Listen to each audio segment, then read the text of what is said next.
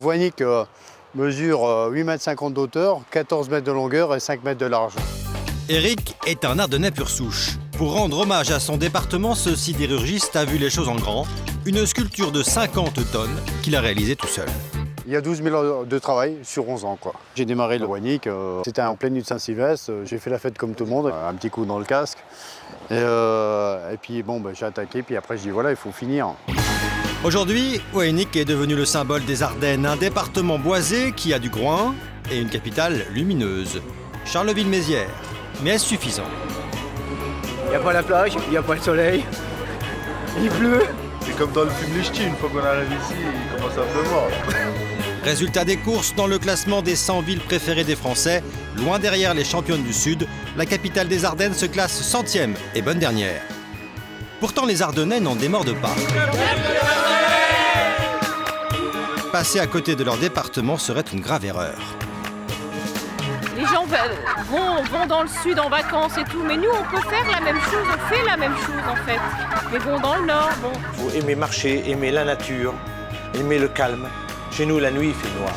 Pour nous convaincre sur ce département méconnu, nous sommes partis à la rencontre de 3 Ardennais qui vont tout faire pour nous convaincre. Jean-Michel. Quand quelqu'un est sceptique, je dis vous me l'amenez et je vais le vacciner à la dinde rouge.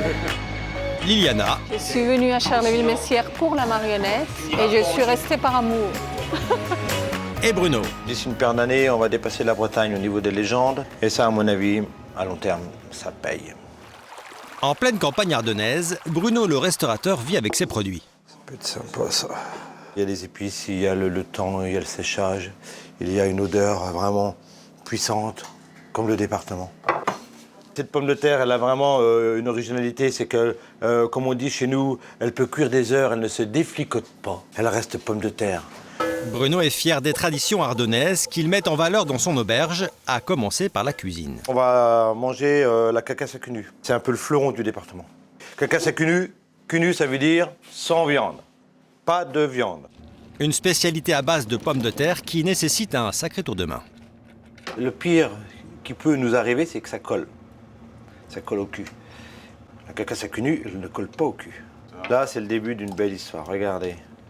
La pomme de terre qui arrive dans sa sauce pour la cuisson.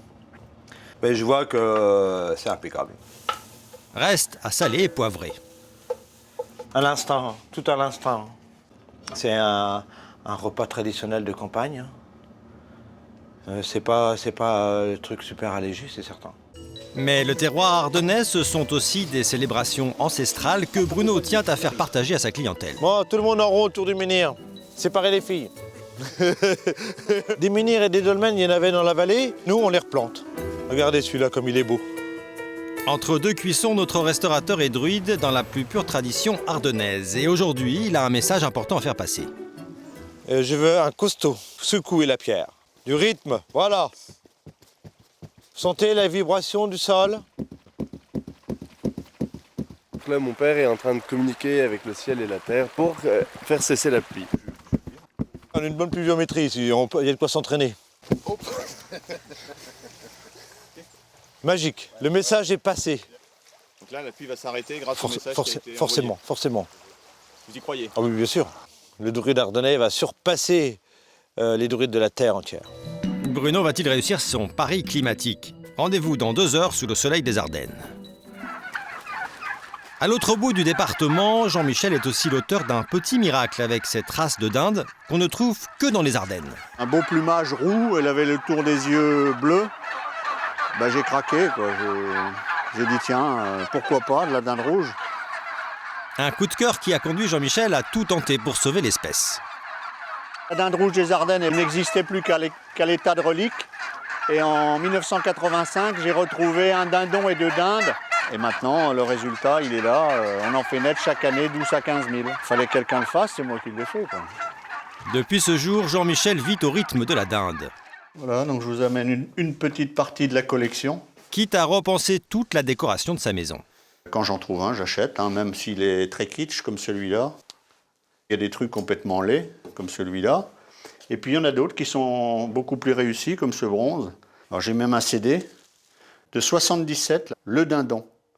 J'ai trouvé l'affiche d'un film Et le personnage principal, c'est un dindon. Palme d'or donc pour la dinde rouge des Ardennes. Autre consécration internationale, plus sérieuse, pour le chef-lieu du département Charleville-Mézières. La ville est en effet la capitale mondiale de la marionnette. Tout doucement. Donc au fond, Kéchi, vraiment, c'est comme... Liliana est d'origine colombienne. En 1993, elle débarque à Charleville-Mézières pour exercer son métier de marionnettiste. Elle n'a depuis plus quitté le département. La couleur, les dessins sont latino-américains. Voilà, j'ai besoin de me souvenir de la Colombie et la porter avec moi. Voilà.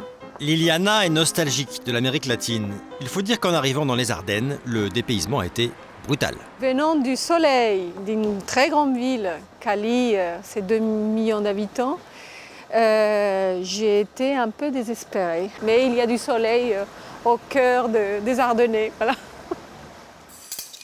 Pour tenir le coup, Liliana a recréé une petite Colombie dans son nid d'amour ardennais.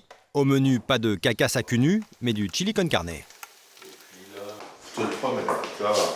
Voilà. Son mari Philippe, ardennais de naissance, est prêt à tout pour convaincre Liliana de rester dans le département, carte à l'appui. Alors, regardez les enfants, il y a vraiment des similitudes frappantes entre les Ardennes et la Colombie. En fait, Rethel, c'est en Amazonie.